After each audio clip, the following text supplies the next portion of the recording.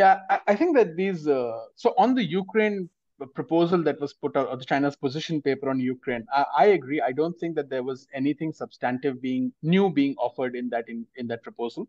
Uh, I don't think Beijing is particularly interested in getting its hands dirty in that Yeah. conflict. I think it's quite wary of getting engaged.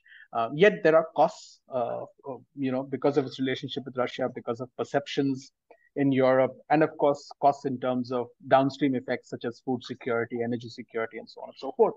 Um, so I think that its goal is to try and make sure that that conflict doesn't have spillover effects. Sure. And as much as possible, if Europe and Russia can arrive at some sort of a new agreement of sort of a security architecture for Europe, which limits the scope of American influence. That would be sort of Beijing's best case outcome. And its diplomacy has been around that. But in terms of sort of, encouraging the Russians to immediately cease fire and do things like that, I think Beijing's been quite cautious. And I think there's also a case of, well, what capability does it have, and does it really have the kind of influence to force the Russians to engage in a ceasefire? So I think that, therefore, I don't think the position paper really offered a solution. It reiterated the argument that, look, NATO and Russia need to arrive at some sort of an agreement between each other. And that agreement needs to essentially, from Beijing's perspective, strengthen European strategic autonomy vis-a-vis the United States. But on the other three initiatives, I think it's worth understanding why Xi Jinping put forward these three initiatives. For the longest time, he's been in his speeches and in his commentaries in state media, interpreting his speeches. We've heard these terms, this phrase that the world today is turbulent and is undergoing tremendous change. The balance of power is shifting from the West to the East, although the West still remains dominant.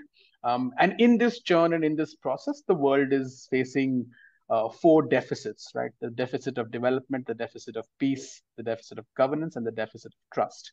And he has argued that GDI, GSI, and GCI are essentially an effort to try and plug these deficits.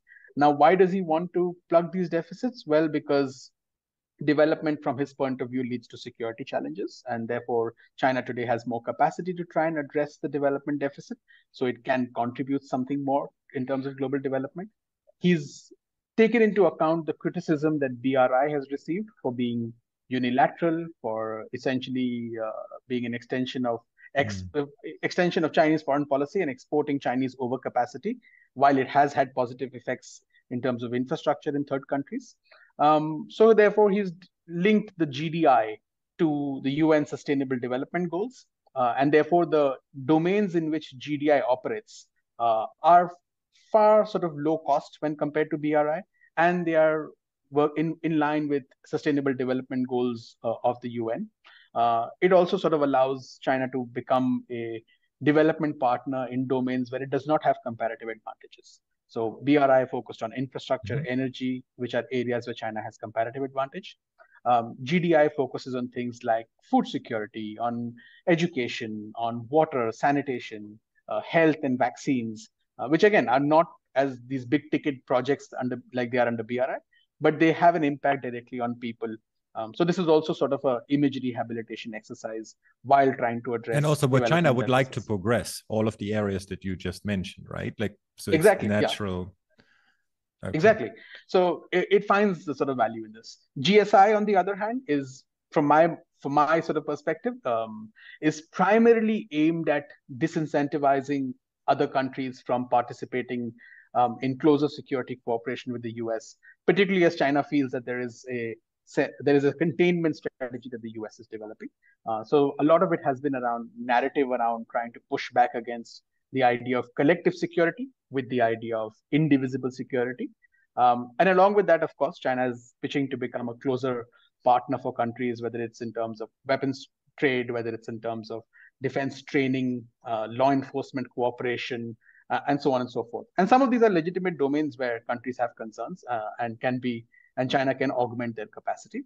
And finally, the Global Civilization Initiative, to me, that's a pushback on what it sees is the values narrative from the West, this idea of democracy versus authoritarianism, and therefore sort of reinterpreting basic values, fundamental values, or what it believes are, the West says, universal values, and redefining them as common values. And then saying that, hey, look, there are these certain common values that we all share, such as freedom, such as democracy, and saying that, look, these common values can be interpreted by each of us based on our civilizational experience, and no one should have the right to tell us how you are interpreting and implementing this. And your civilization experience and your national conditions determine these. So again, in a way, it's sort of proposing a new structure for world order in some ways. And these initiatives sort of come together to do that, to try and provide an alternative in some way to what it sees as the US-led Western liberal international order, which it believes is obviously weakening, as it says that the power is transitioning from the West to the East. So that's how I interpret what's happening with the GDI, GSI, and GCI.